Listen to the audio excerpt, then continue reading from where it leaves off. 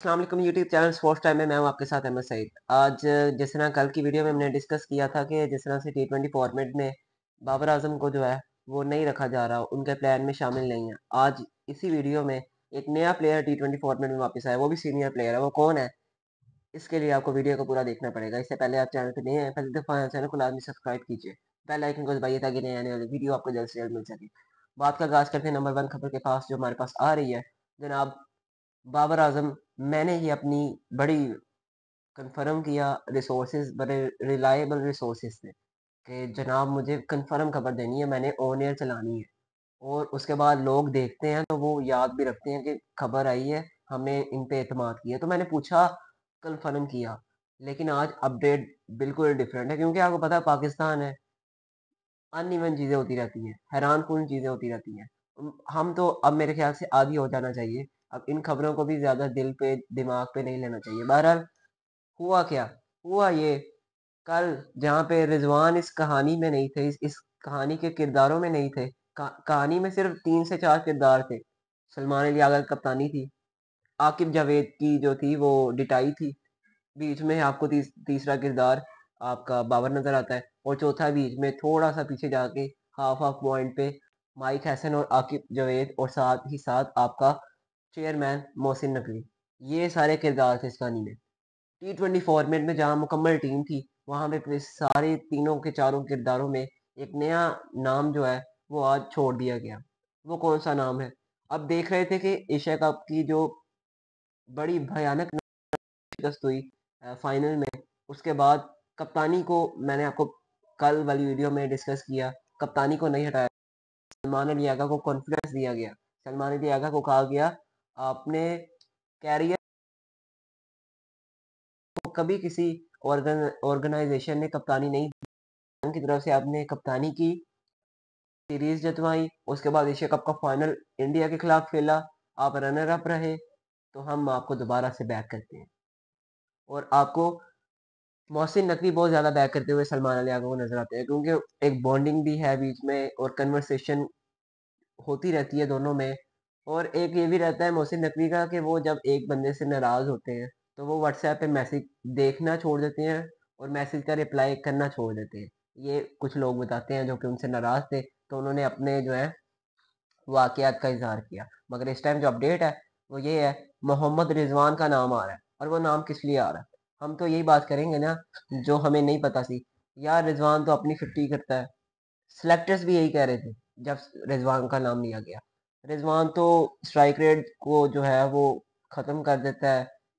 आप चेस कर रहे हो, बड़ी टीम के खिलाफ खेल रहे हो, उसके साथ ही साथ अगर आपने मैच के अंदर एक नॉकआउट स्टेज के अंदर आप मल्टीनेशनल इवेंट के अंदर आपको मैच चाहिए, तो आप रिजवान से कोई तवक्को नहीं लगा सकते। उन्होंने कहा जी बिल्कुल आप सही कह रहे हैं, और यही हमारा पॉइंट है। रिजवान को हम टी20 में नहीं कंसीडर कर सकते, मगर हमने करना है तो किस हिसाब से, किस लिहाज से रिजवान टी20 में अंदर आ रहे हैं। एशिया कप में एक मेजर मसला मोहम्मद हारिस की बैटिंग का कंसर्न रहा ही रहा, मगर सेलेक्टर्स ने, तमाशाइयों ने, कैमरे ने ये सब चीज़ें कैप्चर की, इस सब चीज़ों को नोट किया कि मोहम्मद हारिस आपको बैटिंग के साथ साथ जो उनका एक दूसरा शोबा है जो कि बेहतर होना चाहिए, बेहतरीन होना चाहिए, ज़बरदस्त होना चाहिए, वहाँ पे भी लैग कर रहे हैं। और जो टैक्टिक्स हैं उनके विकेट कीपिंग के, उसमें भी फ्लॉज नज़र आए, जिसके बायस ये फैसला होने जा रहा है कि मोहम्मद रिजवान को अब टी20 फॉर्मेट में 5वें 6ठे नंबर पे खिलाया जाएगा। एक बड़ी खबर निकल के सामने आ रही है, ये अंदर की खबर आपको मैंने दे दी है कि मोहम्मद रिजवान इसलिए टी20 में वापस आ रहे हैं कि वो अब आपको मिडल ऑर्डर के आखिर में आके बैटिंग करके देंगे। और जिस तरह मैंने बताया, इरफान खान नियाजी भी आ रहे हैं, हसीबुल्लाह को भी रखना चाहिए था मगर अभी नहीं रखा, मगर आप आगे रखेंगे। ख्वाजा नाफे को भी पहले बताया गया था कि आप भी तैयार रहिए, पीसीबी मैनेजमेंट सिलेक्शन कमेटी आपको एकदम कॉल दे सकती है, अपने आप को मेंटली फिजिकली प्रिपेयर करके रखिए। उन्होंने बताया प्रेस कॉन्फ्रेंस में, मुझे कहा गया है।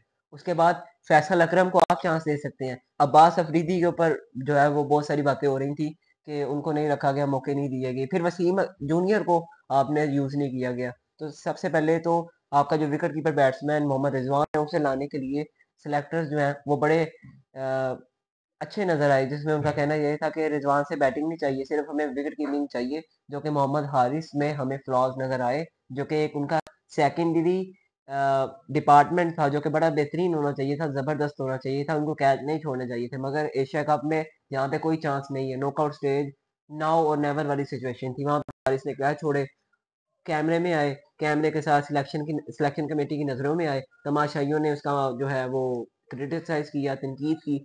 उसके बाद फैसला ये कर लिया गया मोहम्मद रिजवान T20 फॉर्मेट में वापस लाया जाएगा, और इसका इम्कान ये है कि अगले हफ्ते आपको T20 स्क्वाड भी जो अनाउंस होता हुआ दिख जाए। तो इसमें एक ब्रेकिंग न्यूज़ स्पोर्ट्स टाइम के प्लेटफॉर्म से मैं आपको ये दे रहा हूँ कि रिजवान आपको इस कैंप में और इस सिलेक्शन कमेटी में फेवरेट नज़र आए हैं, तो उनको अब इस टीम के अंदर जो है पिक कर लिया गया है। और ये बड़ी एक लेटेस्ट खबर है इस प्लेटफॉर्म के वाले से, किसी ने भी नहीं दी, मैं दे रहा हूँ, क्योंकि मैंने देखा, जहाँ तक मैंने कैप्चर की है और रिसोर्सेज से भी कंफर्म की है, तो उसके बाद इस नतीजे पे पहुंचे हैं कि रिजवान आपके T20 में वापस आ रहे हैं। और साथ ही साथ उन्होंने ये कहा कि बेहतरीन टीम है, कप्तान सलमान अली आगा को हम बैक करेंगे, उसके साथ बाबर आजम को नई T20 में लाया जाएगा। हम उनकी, क्योंकि बाबर तो रन आ ही नहीं रहे, लास्ट मैच बाबर ने ODI का खेला था वेस्ट इंडीज में, वहां पे बाबर आजम की परफॉर्मेंस क्या थी, एक मैच में उन्होंने 47 स्कोर किया, बाकी दो मैचों में एक पे 9 पे और एक आई थिंक सो 0 पे आउट हुए। तो ये सारी कारकर्दगी बाबर की भी रही है, और जिस तरह से टेस्ट में 17 इनिंग्स हो गई थी उनकी, कोई 50 नहीं थी लास्ट इनिंग्स में, फिर साउथ अफ्रीका के दौरे पे गए, वहां पे रन आए। मगर बाबर से तो मसला ये है ना कि आपके रन ही नहीं आ रहे। बाबर की T20 में फकत वापसी इस तरीके से है कि आप टेस्ट मैचेस में रन कीजिए, 2 टेस्ट मैचेस हैं इसमें रन कीजिए, so that is the way आपकी सिलेक्शन कमेटी कॉल करेगी बाबर आजम को for that white ball camp and for the white ball selection versus south Africa 2025 in Lahore and Rawalpindi. तो ये मेरे ख्याल से बड़ी बाबर के लिए भी ज़रूरी है, बाबर के फैंस के लिए भी, और सबसे बढ़ के पाकिस्तान के लिए, जो कि बेसिक बात है। तो ये एक खबर थी, मैंने कहा आपके साथ शेयर करूं कि मोहम्मद रिजवान इसमें अंदर आ रहे हैं। आप कहते हैं कि उस्मान खान के ऊपर नहीं जा रही सिलेक्शन कमेटी, जिस तरह से फेलियर रहा उनका, यूएई से बुलाया गया, तो मेरे हिसाब से उस्मान की खान की तरफ नहीं देखा जाएगा, मोहम्मद रिजवान की तरफ बैकफुट पे गए हैं, और उन्होंने कहा कि रिजवान साहब को लेके आओ। सिलेक्शन कमेटी ये थी, इस बात को मानने हुए थे चारों सिलेक्टर कि रिजवान की बैटिंग, इससे अच्छा हम अपने यंगस्टर्स को ही मौका दे देते हैं, रिजवान की बैटिंग नहीं हमें T20 फॉर्मेट में चाहिए, हमें उनकी जो एक विकेट कीपिंग स्किल होते हैं वो चाहिए, ताकि कोई भी मैच में अगर कोई क्रूशियल किस्म का एज से निकलता है, तो वो कोई कैच छोड़े ना, बल्कि कैच को पकड़े और ज़बरदस्त किस्म का पाकिस्तान मैच जीते। तो ये एक सिलेक्टर्स को था, मुगालता था कि आपका जो है साहिब जाफरान कर लेगा, मगर साहिब जाफरान जो है वो बैटिंग कर रहे हैं, और आज साहिब जाफरान मेरे ख्याल से 4 स्कोर पे आउट हो गए।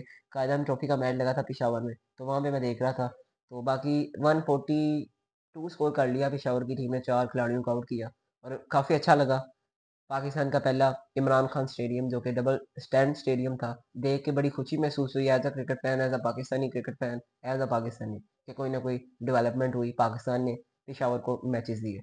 तो ये मेरे ख्याल से अपडेट्स थी, तो आपको अगर ये वीडियो अच्छी लगी है, और ये मैं बता दूँ, मौके मिलेंगे, डोमेस्टिक के प्लेयर्स हों, लिस्ट ए के मैचेस के प्लेयर्स हों, जितने भी सारे आपके फर्स्ट क्लास के प्लेयर्स हों, और उसके साथ पाकिस्तान शहीद के प्लेयर्स हों, जिसमें वसीम जूनियर शामिल है, जिसमें सलमान मिर्जा शामिल है, जिसमें आपके अब्बास अफरीदी शामिल है, जिसमें आपके अरफान खान न्याजी शामिल है, जिसमें आपके ख्वाजा नाफे, जिसमें यासिर खान शामिल है, जिसमें आपके फैसल अकरम, जिसमें तैयब ताहिर, जिसमें कामरान गुलाम अभी टेस्ट मैच में आ गए हैं। तो यही आपका फ्यूचर है, इन्हीं को आपने आगे लेके चलना है। So that is the way I am talk from the long term planning, I am talk with the point which have the advantage for Pakistan, to the long term plannings which have lot of advantages for Pakistan and lot of happiness for the Pakistan upcoming events. So let's hope for the best for Pakistan team. उम्मीद करते हैं पाकिस्तान खेलों को खिलाड़ी तरक्की करते रहे। अगर ये वीडियो आपको अच्छी लगी है, पसंद है, ये चैनल को लाजमी सब्सक्राइब कीजिए। फैसलाबाद के स्टेडियम में भी मैं चाहूँगा, मैं देख रहा हूँ कि कब जाऊँ, असल में मुझे जो है वो रिस्ट्रिक्शन नहीं है वहाँ पे कोई, मैं जब मर्जी जा सकता हूँ। मगर एक बात ऐसी है कि तबीयत ख़राब है मेरी, क्योंकि मौसम बदल रहा है, उसके साथ ही साथ अ, मेरी तो हालत जो है वो ख़राब है। तो इस हवाले से मैं ये देख रहा हूँ कि इकबाल स्टेडियम में चक्कर लगे, आप मिस कर रहे हैं। जितने लोग ने मुझे सराहा, जितने लोगों ने मुझे अप्रिशिएट किया, लाइक किया इस वीडियो को, तो मैं हिसाब से तो मैं दिल करे तो रोज़ ही सुबह शाम उधर ही हूँ, मगर एक गैप होता है, उसके साथ ही टिकटॉक के वाले से जो है वीडियो आएगी, तो देखते हैं फिर क्या होता है आगे। वीडियो अच्छी लगी है लाइक, कमेंट, अपने दोस्तों के साथ शेयर करें और इस चैनल को सब्सक्राइब करें। अल्लाह हाफिज़।